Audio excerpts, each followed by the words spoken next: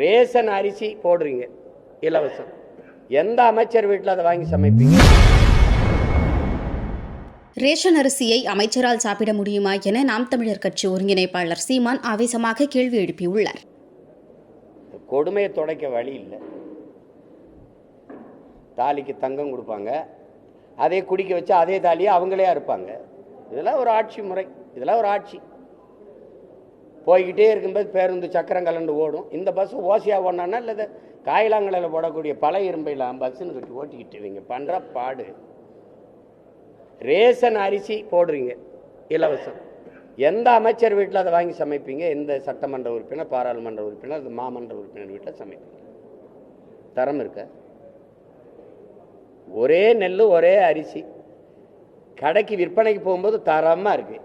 அதே நெல் அதே அரிசி மக்களுக்கு சேவைக்கு மக்கள் விநியோகத்துக்கு வரும்போது நாத்தம் அடிக்குது. இடையில என்ன நடக்குது? ஒரு மாறுதல் சொல்லுங்க. ஆட்சி மாறும்னே, புதிய அண்ணே, புத்தம் புதுசுன்னு சாலையெல்லாம் சவக்குழியாக இருக்காங்க, அருமையான சாலைகள், தடையற்ற மின்சாரம். ஐயோ, மழை நீர் அப்படி விழுந்த உடனே எங்கே விழுந்ததா இல்லையான்னு தெரியாது, உருண்டு ஓடிடும். அப்படியே சிங்கப்பூர் மாதிரி, அமெரிக்கா மாதிரி, அப்படியே மலேசியா மாதிரி அப்படி ஓடிடும். அப்படியே தான் இருக்கா.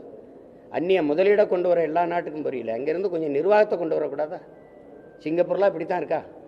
இப்படி தான் மலேசியா, இப்படியா மற்ற நாடுகள்லாம் இருக்கா? வெள்ளத்தில் மிதக்குதா? சாலையில் நீர் தேங்குதா? 60 ஆண்டுகளாக ஆண்டு தலைநகர்லே தண்ணி வடிஞ்சோட வாய்க்கால் வெட்டாத நீங்கள் என்ன ஆட்சி மாதிரி என்ன ஆக போகுது சொல்லுங்க தம்பி? வெள்ளத்தில் மிதத்து விட்டு வெள்ள நிவாரணம் கொடுக்கறதெல்லாம் ஆட்சி. வெள்ள நீர் வெள்ள நீர் தேங்கி மக்களை மிதக்க விடாம தடுக்கிறது இருக்கோ, வெள்ளம் வடிந்து ஓட எவ்வளவு மழை பெஞ்சாலும் போய் இந்த இடத்துல சேரும்டான்னு அதுக்கு வழி செய்யறதான் ஆட்சி. அப்படி ஆட்சி வருமா?